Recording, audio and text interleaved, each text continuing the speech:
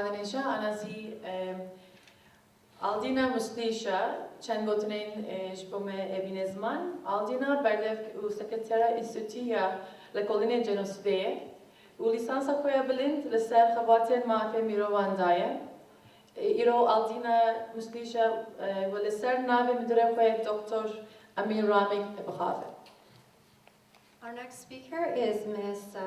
Aldina Muslija. She's the spokesperson of Canadian Institute for Research of Genocide, and she will be speaking on behalf of the director of IGC, Dr. Amir Ramik. Please welcome her. Thank you very much. It's an honor to be standing here in front of all of you today. And I want to start off by saying, on behalf of the Institute for Research of Genocide Canada and the international team of experts, we extend our deepest condolences to the Kurdish nation on the 25th anniversary of the Halabja gas attack and the Anfal campaign genocide. It's interesting that 25 years have passed and many people do not know much about this genocide. I won't lie, I was one of these people. I went to university and I took classes on this region. However, when it came to talking about the Kurdish nation and their suffering, it's always been a footnote, that only little things were mentioned, such as the attack from the Saddam Hussein government against the Kurds, but nothing else beyond that. I've never heard the words Halabja or Anfal mentioned in any of my classes. What I'm trying to say is, unless there's ongoing discourse about past human suffering, we tend to forget. Schools and universities do not educate students. Politicians fail to hold public discourse. And worst of all, leaders who commit these crimes are sometimes not held responsible. This also leaves room for other genocides to be repeated.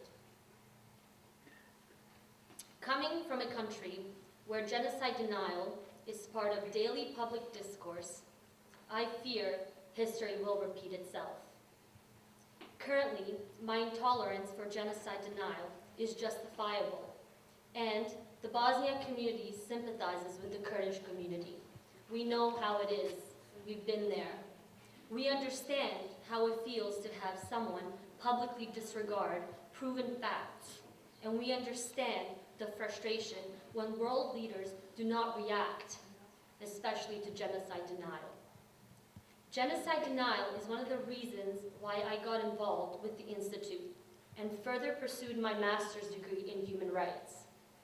I came to the point where I could not watch nor listen to new reports and studies that proved that mass and senseless murders of groups such as the Armenian, Kurds, Bosniaks, Tutsis were not genocide. I realized that we, as individuals, have a responsibility to the victims and survivors to keep the discourse going, to challenge these denials. Further, I believe that individual and community action are the best solution to ending genocide denial. I have come to this realization while campaigning for the Srebrenica genocide resolution. I'm also aware that of your efforts in getting a resolution passed to commemorate the Kurdish genocide in Canada. And the Institute for Research of Genocide Canada commends your efforts. By now, you probably realized how difficult and frustrating this task is. That being said, I want to share some of my first-hand experiences with all of you when we were passing our resolution. And my first words of advice to all of you is, don't give up and don't give in.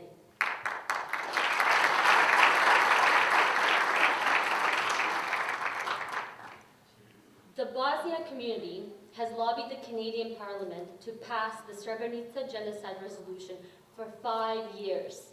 It started in 2005, and on October 19, 2010, the Canadian Parliament voted yes to have the resolution passed to commemorate the Srebrenica genocide. I remember that exact moment when I was watching it on, online, and I was watching the votes come in, and when they all said yay, that was the happiest moment of my life, because for 2 whole years, I remember the challenges. I experienced the challenges as a frontline campaigner and advocate for this resolution. And this is gonna happen no matter what. But one of the biggest challenges I want to share with you was actually when Stephen Harper denied the resolution firsthand because we would not take out the word genocide from that resolution. And in response, the resolution was vetoed, which meant that it was not going to be voted. The worst thing of all was we were expecting this resolution to be passed on the 10th anniversary of the Srebrenica genocide. And a month before that, the whole thing stopped. So what happened was, a lot of us activists, we didn't know what to do. A lot of them were kind of saying that we should give up. But a group of us decided not to give up and to continue on. Instead of giving up, a group of us decided to organize a silent march through the streets of Toronto and other events for the 10th anniversary.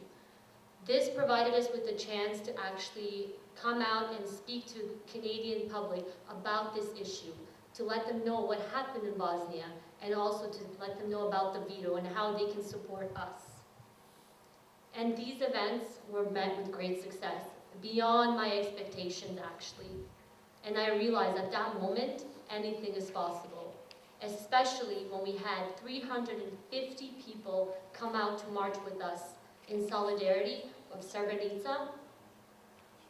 And these people were mostly from the Bosnian community throughout Ontario, but also from other communities, such as the Filipino community, the Sri Lankan community, members from the Montenegrin community. So this was such a humbling experience for all of us.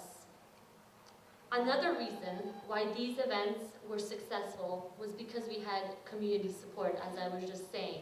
So without individual and collective support, none of our campaigns would have been successful. And I believe the Srebrenica genocide resolution would not have been adopted. Each and every one of you can make an impact, and you are all an important part of the bigger picture. So please work together to get this done, and I believe this can happen. Lastly, organization and communication between community members plays an important task in carrying the lobbying efforts forward. With proper communication and allocation of tasks to community members, success is inevitable. To conclude, I want to stress that we, as individuals, play the key role in keeping truth and justice going. We must help each other, because if we allow genocide denial to continue, future genocides are inevitable. And as they say, denial is the final stage of genocide. On behalf of the Institute for Research of Genocide Canada, we stand in solidarity with the Kurdish nation, and we support your future efforts to have the Halabja gas attack